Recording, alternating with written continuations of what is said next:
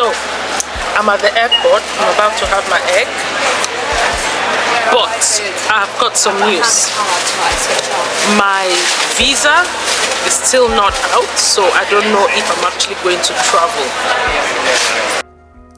Right, to give you guys a bit of background, because I think it's unfair to say that my visa is not out. I don't need a visa as a British passport holder to go to the US, but my ESTA clearance has not come through yet.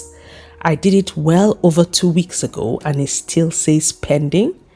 I'm on my flight and I'm really keeping my fingers crossed that by the time I get a land, I'm going through Canada to cross to the US for a wedding tomorrow morning. It's Friday morning and the wedding is tomorrow morning at 9 a.m. in the American side of Niagara Falls. So I am extremely nervous, and yes, pray for me. I'll take you guys along and tell you exactly what Safety features of this aircraft. Portez votre ceinture lorsque vous êtes assis. Pour la boucler, insérez l'extrémité.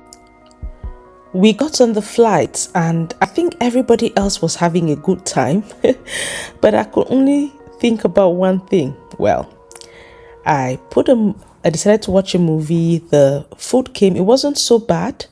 I enjoyed it, but I was enjoying this podcast from the Diary of a CEO, which is my favorite podcast, by the way. And oh my God, we kept being fed. It was about 8 hours direct flight from Manchester to Toronto. And yes, if you've not ever watched Steve Bartlett, please check him out. But this was a very, very beautiful podcast with Michelle Obama and her brother. In fact, just go watch it. So I download a lot of the videos that I like when I'm traveling so that I can be busy watching them. So yes, we landed and we are now in Canada. And the only thing that I could think of when we got to Canada was to check if my clearance had come from the ESTA. I just could not wait. But anyway, I'll give you guys the news in a minute. I'll talk directly with you.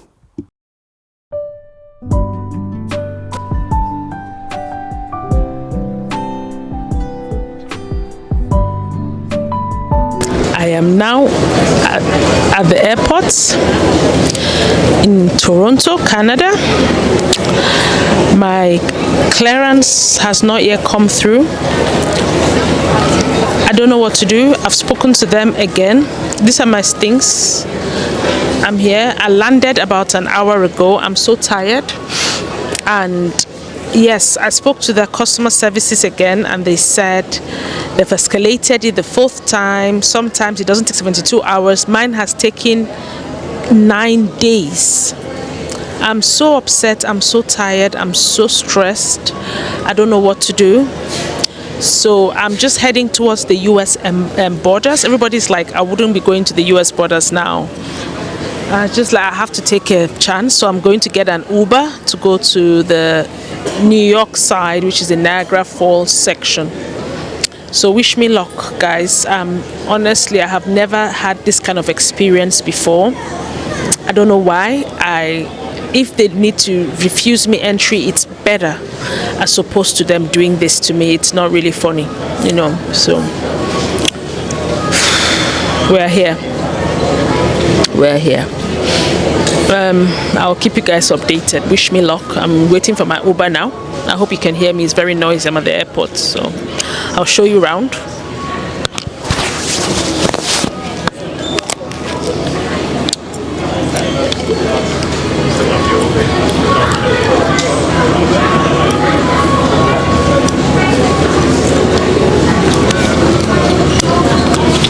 As you can imagine, I'm really tired because I've been traveling all through. So yeah, okay.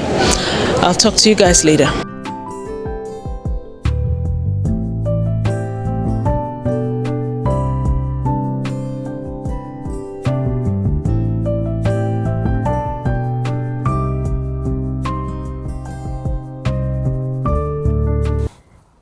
Okay, to provide some context, I spoke to my auntie who was getting married, and she advised me to go get an Uber because it's just a matter of a bridge. It's crossing a bridge to go across. So I was hopeful. So yep, we are driving now. To be fair, the driver had never crossed the American border. He just had never had this sort of request either. It's a young student. And he was very surprised when I said I needed a lift. And he said he couldn't, but he could take me to the borders very close enough so that somebody could assist me in getting me through to the American borders. Yes, we were just chatting and it was the longest hour and a half ever. I couldn't think of anything else. I was extremely worried. I could only think of, and I was hoping that before I got there, by some luck, I should at least have an email from the border or the immigration people. But yes, we're fast approaching Niagara Falls, and yes, my heart was racing. Yes, after that long drive, he brought me to like the borders. It's not like, it's actually the borders. So it's very touristic, by the way, because most people come here for the falls. So I saw like high scrapers and I had to work my way. He just showed me, he just pointed me to where the borders were, and he said I had to walk and cross it. Before that, I saw a taxi that offered to take me across. This is me trying to get into. So before you cross the border, you must go through security checks. So it's a bit of a walk. I did not even Google this. So basically, this is me entering. It's like a toll system, because if you're with car, you pay like a toll. But I think by foot it's an equivalent of like $4. I cannot remember now. But you pay it like a coin through, and then you get here. And basically, this is me about to walk across Niagara Falls by foot. I did not plan this as part of my journey. Honestly, you cannot make this SHIT up. It can only come from me. Honestly, I was moving. It was so beautiful, but I'm so scared of heights. I could not really enjoy the views, and I had bigger problems in my mind. But I was so confident that, well, once I get to that gate, I am already on US soil, so nothing could really happen that bad. Yeah, I walked and I was just trying to enjoy the best I could. My tired look. That's Niagara Falls. That's Canada there, and that's the US over there. I'm trying to cross. This is where it gets scary. Oh my God, it really is.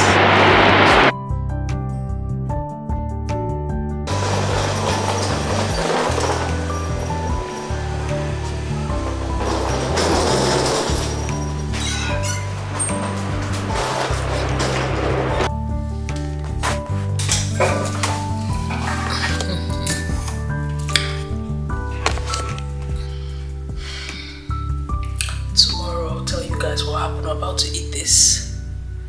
Guess where I am? You think I've crossed to US or Canada? And we're about to eat this.